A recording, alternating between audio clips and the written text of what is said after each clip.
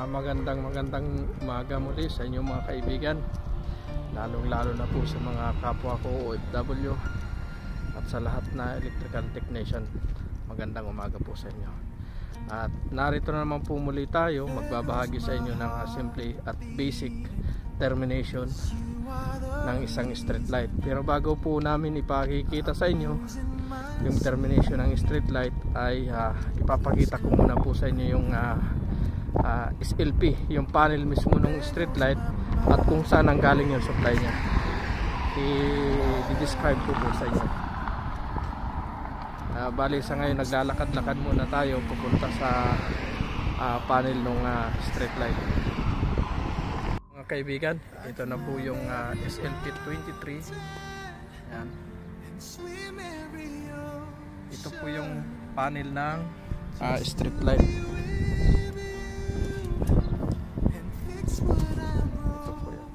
Ito po yung main breaker. Ito po ay nanggaling sa MCB kasama ng substation. Dito po yung pumasok. Supply po ito para sa street light. At i-describe ko po sa inyo yung dalawang location ng street light. Ito, yung isa SLP 12, SLP S2, PC 12. Ayan po, sinalim. At ito naman po yung isang location ng isang para sa isang street light way.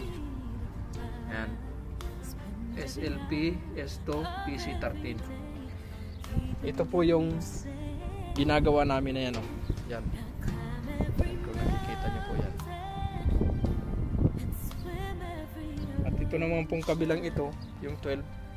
Ito po yan, yung kabila na yan. Yan. Bali may kanya-kanya pong location ito. Halimbawa ito pong location ito, ayan, dinadala lang po nito ay 10 street light. 10 lang po yung susuplayan nya. Tapos mayroon na namang adaption do na another panel na magmumula na naman doon ng susupply doon sa kabilang linya. Ayan. Bali may kanya-kanya contactor po yan. Kaya po nagkaroon ng contactor yan dahil mayroon po siyang sensor. Ayan.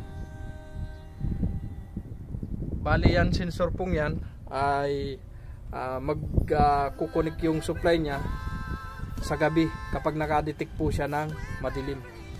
Saka po sisindi yung ilaw. At nandito po yan sa loob yung ano niya.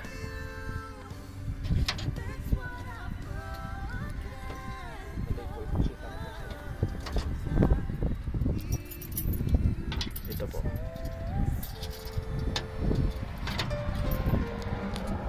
Ayan. Ito po yung photo cell na nakalagay dito diyan sa ano yan. Pag in-energize na po ito, ilalagay na po itong photo cell na ito at ito po yung magdi-detect at magpapailaw sa street light. Kaya hindi na po kailangan i-manual. Parehas lang po ito nung nauna kong video, pero ito po ay may mga location na siya, kanya-kanyang location niya.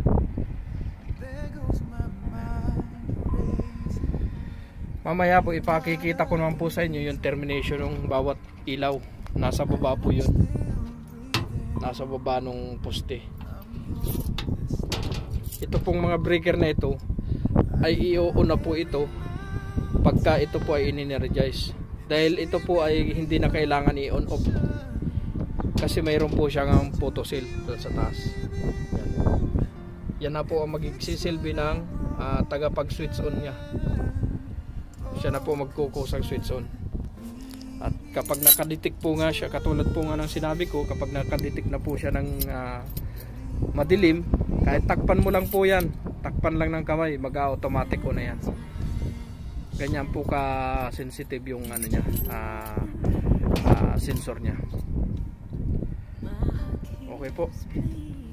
At itong supply pong ito, ang pinanggalingan po nito, inuulit ko po, ay sa MCB. At yung MCB naman, kumuha siya ng supply doon sa substation. Yan. makikita nyo po sa substation, yan po yung pinakamalaking sinasabing substation na sinasabi ko kanina. Yan po yan. Diyan po nanggaling ang lahat ng mga supply. Okay po. At papakita ko mamaya po sa inyo yung termination ng street light. At inuulit ko rin po mga kaibigan, mga kapwa ko electrician, ito po ay basic termination lamang. At ito po ay para po sa mga nagsisimula pa lang na electrician at hindi pa na-encounter yung ganitong termination. Kahit paano po, pag ito po ay pinanood po ninyo, hanggang sa inyo pong matapos ang video na ito, tinitiyak ko po na may makukuha po kayo at may matutunan po kayo dito. Okay mga kaibigan, nandito na po tayo sa sinasabi ko pong tiniterminate namin na ilaw. Ayan po yung supply nya.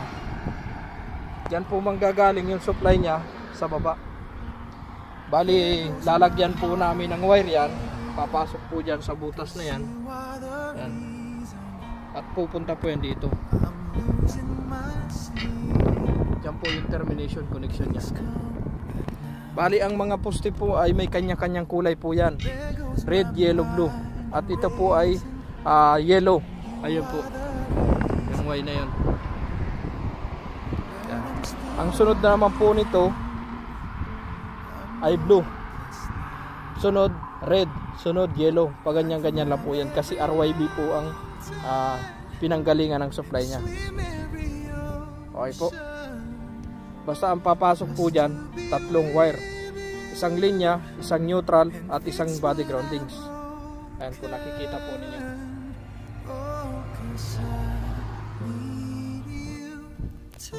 Ayan na mga kaibigan, nakaready na po yan para hilahin na. Bali, sinama ko lang po siya dyan sa groundings ng na wire para mahila yung dalawang itim. Although na dalawa po siyang isa lang po siyang kulay, parehas itim, meron naman po siyang tagging kung alin yung linya po dyan. Ngayon, bigyan ko po kayo ng tip. Sa paglalagay po ng ganito at pagpapasok po ng wire ng ganito, sa totoo po, masikip yung pipe niya sa ilalim. Kaya ang gagawin nyo po, mayroon po kayong ilalagay ditong isa at i-atras nyo yung isa para hindi po sila magkasabay. Parang siya alternate para hindi po siya bumara doon sa loob. Ayan, natanggal ko na mga kaibigan yung isang solution nya. At ganito lang po yung isang paraan ng pag terminate nya. Kailangan lang po lalagyan nyo po siya ng dalawang screw para mabuka nyo yung wire. At para nyo po yung insulation nya, matanggal nyo po. Mamaya po papakita ko po sa inyo pagkakabit niya kung paano. Okay, ayan na mga kaibigan. Natapos na po natin yung termination na sinasabi ko po sa inyo kanina. Siya nga po pala, pasensyahan na po ninyo kasi medyo malakas yung hangin na hindi kinakaya ng mic ko. Okay, ito po, explain ko po sa inyo yung termination po nito.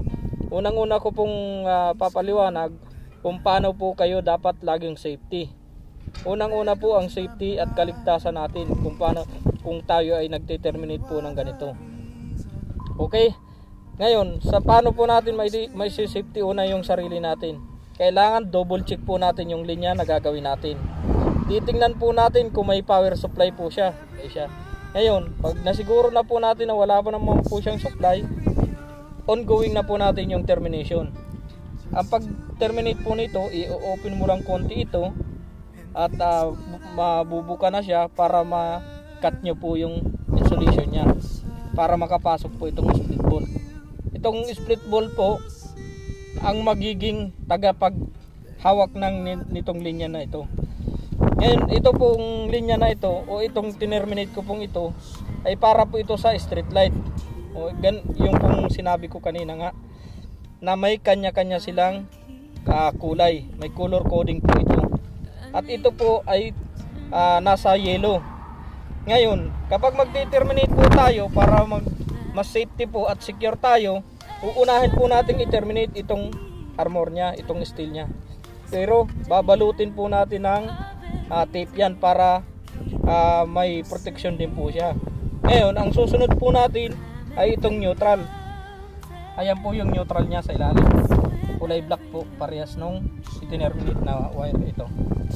Ngayon, pag natapos po natin na i-terminate na ito, isunod na po natin itong power line. Ngayon, ang power line po, at alam naman po natin walang power supply yung ginagawa natin, itap na po natin dito. Pakita ko rin po pala sa inyo itong ginagamit naming kit. Ito po yung tinatawag na silpak kit. Ito po yung linalagay dito sa pagkakadugtong. Ayan. Ito ganyan po yan. Okay, ayan, na-mix na po natin yung chemical at isasalin ko na po dito sa mga cup na yan. Mamaya papakita ko pa sa inyo pag naisalin ko. Kulay black po siya pag na-mix na.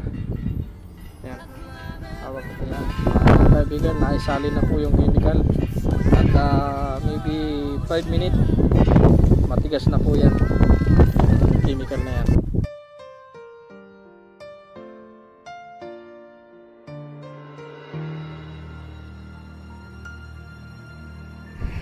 Okay mga kaibigan, ito na po yung tinerminate po natin. Ito po yung linya na nasa baba po yan, kung nakikita po ninyo ito. At ito po yung dalawang yelo ng dalawang ilaw. Bali ito po yung supply ng dalawang ilaw. Pinag-isa lang po para sa isang supply.